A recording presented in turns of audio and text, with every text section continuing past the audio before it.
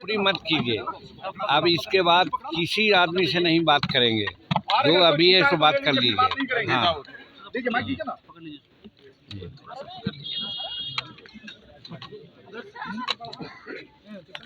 एक दो आदमी सवाल करिए ना, उसी में सबका हो जाएगा। कैसे पकड़ रहे हैं?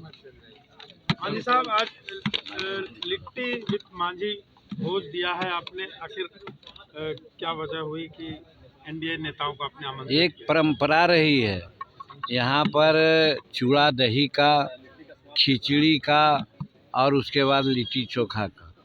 तो खिचड़ी का प्रोग्राम टल गया, चूड़ा दही का प्रोग्राम टल गया। इसके बाद लिट्टी चोखा बच रहा था, तो लिट्टी चोखा के लिए माननीय महामहिम से और माननीय नीतीश कुमार जी से समय लिया। आज का समय उन्होंने दिया था और आज उसका आयोजन हो रहा है। माननीय नीतीश कुमार आकर चले गए। बहुत अच्छा वातावरण में, खुशनुमा वातावरण में सब लोगों से बातें हुई और हमको ऐसा एहसास हुआ कि जिस पर्पज़ से मिलने जुलने के पर्पज़ से हम लोग किए थे वो सफल रहा। और अभी 6:30 में महामहिम राज्यपाल भी आ रहे हैं।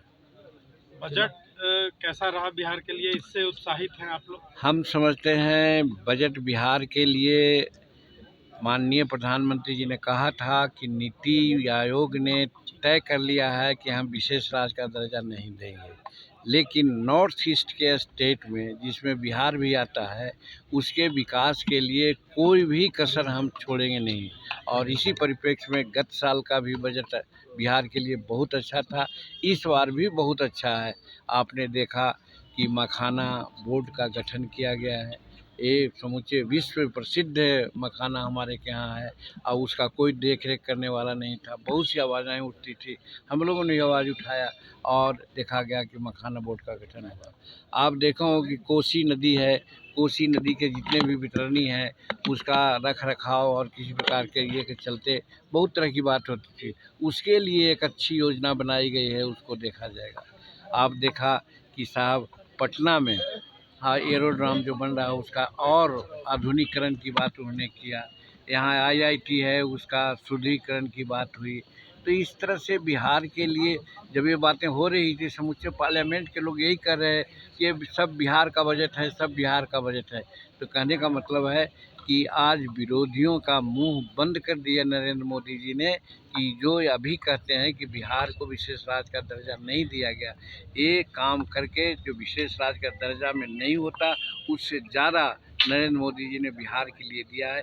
यह बिहार के लिए सौभाग्य की बात है और बात सही है, साबित कर दिया कि विकसित भारत जो 2047 में बनाने की बात है उस ओर के लिए एक जो बजट है बहुत सापेक्ष बजट है, बहुत सारगर्भित बजट है। इसमें किसानों का, मजदूरों का, छोटे छोटे वेंडरों का और फिर वैसे लोगों को जो पलायन करते हैं उनको रोकने का भी इसमें इंतज़ाम किया गया है। कोई शौकवश पलायन कर सकता है, आवश्यकतावश पलायन नहीं कर सकता है।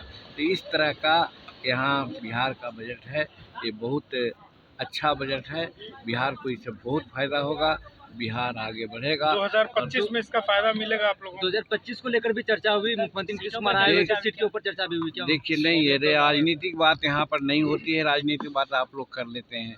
2025 के लिए हम लोग तो तैयारी कर ही रहे हैं। देखिए कि हमारे एनडीए के सभी साथी सभी जिलों में विधानसभा स्तर पर सभी एनडीए के नेता एक साथ जा रहे हैं, मीटिंग कर रहे हैं। कल ही गया में मीटिंग थी, बड़ी अच्छी मीटिंग थी। सासाराम में मीटिंग हुई, गोपालगंज में मीटिंग हुई। तो इस तरह से मीटिंग का एक दौर चल रहा है और चट्टान की तरह एनडीए के पांचों यूनिट सब साथ हैं और 2025 का लक्ष्य है हम लोग का कि 225 सीट जीतेंगे और नीतीश कुमार जी को हम लोग बिहार का पुनः मुख्यमंत्री बनावेंगे, ये हम लोगों का संकल्प है। लिट्टी के बहाने 2025 साधने की तैयारी है। देखिए कहा तो एक बार कि ये राजनीति नहीं है, ये आपस में मिलजुल करके एक सौहार्द वातावरण को कायम रखना है। बहुत लोग आप लोग गलतफहमियाँ पैदा कर देते हैं। इस मिलन जुलन से आप लोगों को जो कहने का जो मौका मिलता है वो मौका ख़त्म हो गया। ठीक है।